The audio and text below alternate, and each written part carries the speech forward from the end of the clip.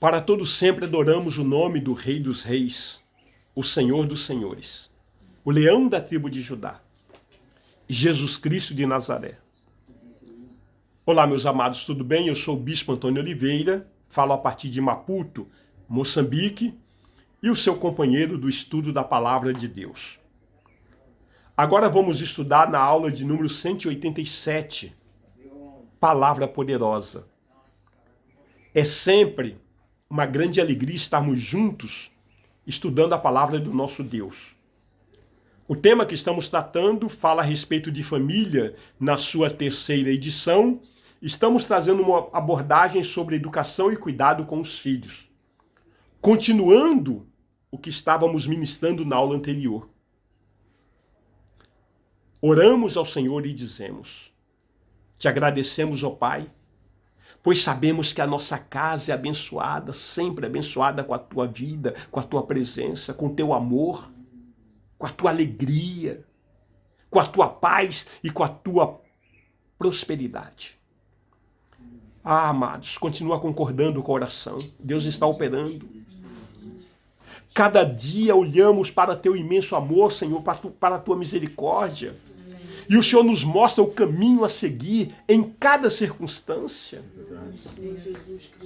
Oramos para que ordene aos teus anjos, Senhor, para cuidar de nós, da nossa casa, a cada momento, guardando-nos em segurança e livrando-nos de todas as manobras e dos laços do diabo. Ó Senhor, sabemos que os teus ouvidos estão inclinados para as nossas orações. No Salmo 91, versículo 11, está registrado: porque aos seus anjos dará ordem ao teu respeito, para que te guarde em todos os teus caminhos. E ainda também relatamos em Salmo 34, versículo 7, que diz que o anjo do Senhor acampa-se ao redor dos que o temem e os livra. Ah, Deus! Porque nós preferimos te servir. E assim podemos, ó Deus, proclamar que a nossa descendência é descendência dos justos e é livre. Aleluia. Amém, Senhor.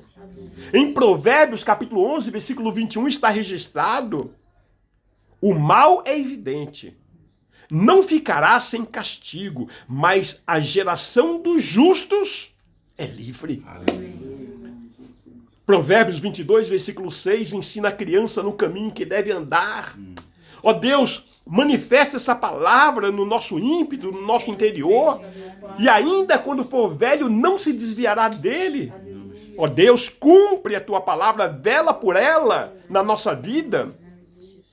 Não nos devemos imaginar que essas palavras devem ser entendidas em um sentido absoluto, irmãos. Como se nenhuma criança que tivesse sido instruída no caminho em que deve andar jamais tenha se afastado dele. Queridos, entenda, os fatos, de modo algum, irão concordar com isso. Ao contrário, tem sido uma observação comum que alguns dos melhores pais têm os piores filhos. É verdade. Este poderia ser o caso, porque algumas vezes homens bons nem sempre têm um bom entendimento. E sem isso, dificilmente se deve esperar que eles vão saber como instruir os seus filhos.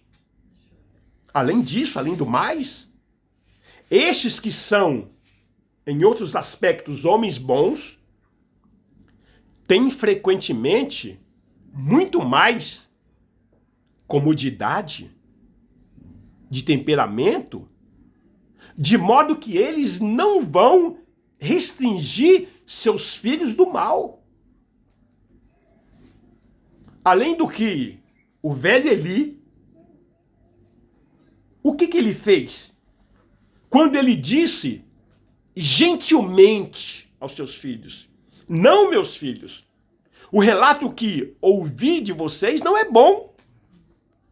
Em 1 Samuel, capítulo 2, versículo 22 e 23, ele, porém, Era, porém, Eli já muito velho e ouvia tudo quanto seus filhos faziam a todo Israel e de como se deitavam com as mulheres que serviam à porta da tenda da congregação.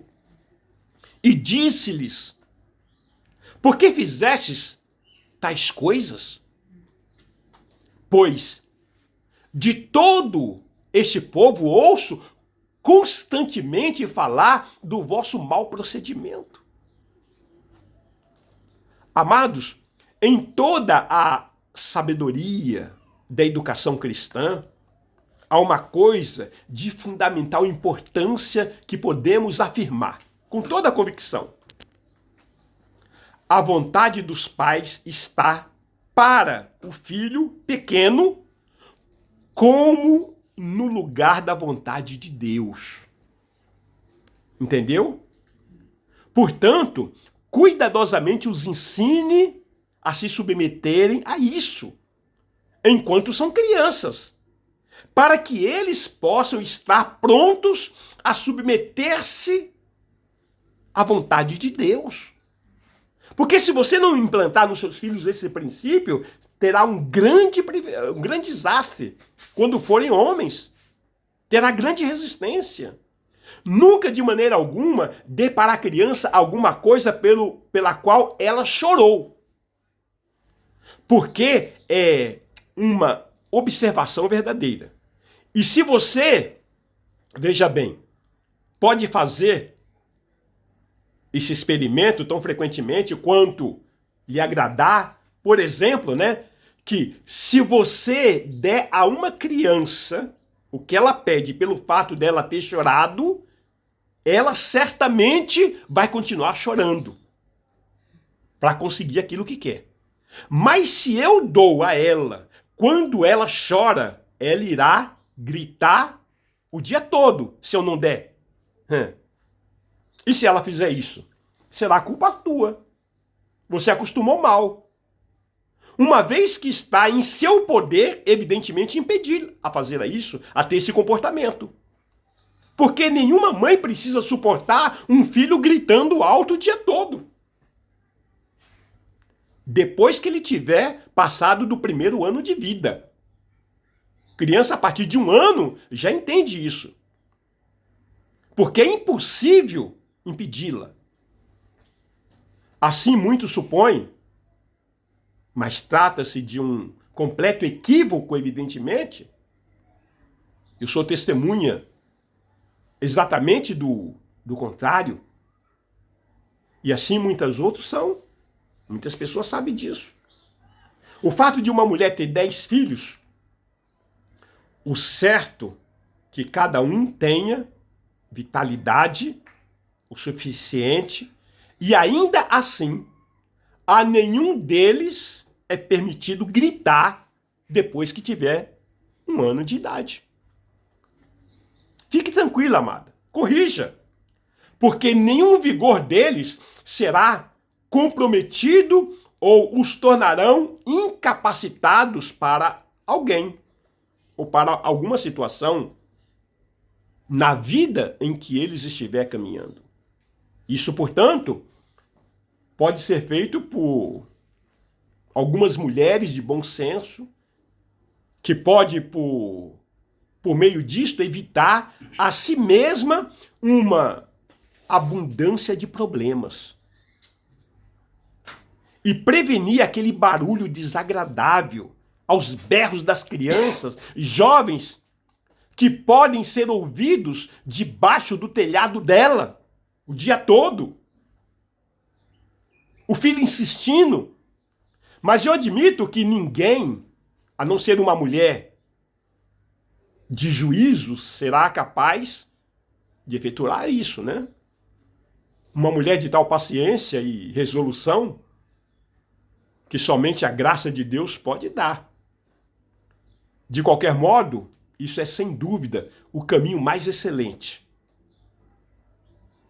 E ela, que é capaz de recebê-lo, que o receba.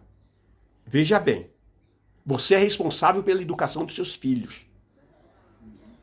É difícil dizer se a vontade própria ou o orgulho seja a mais fatal intemperança, foi principalmente o orgulho que atirou para baixo tantas estrelas dos céus e tornou tantos anjos em demônios. Veja bem, foi orgulho. Mas o que os pais podem fazer com o objetivo de parar isso, antes que ele possa ser radicalmente cuidado, ou até curado? Muita atenção. Cuide dos seus filhos. Muita atenção com seus filhos. A responsabilidade é sua de não acrescentar combustível à chama, de alimentar a doença que você deve curar. Se o teu filho está desequilibrado, está doente, é você que tem que curá-lo. E quase todos os pais são culpados de fazerem isso. Sabe por quê? Porque ficam elogiando os filhos. Não elogie os filhos na frente deles. Se você está consciente da tolice e crueldade que isso ocasiona, veja que você está violando a vontade de Deus. Abstenha-se de fazer. E a despeito do temor ou então da complacência, dê um passo adiante. Não apenas não encoraje, mas não aceite que outras façam o que você mesmo não se atreve a fazer.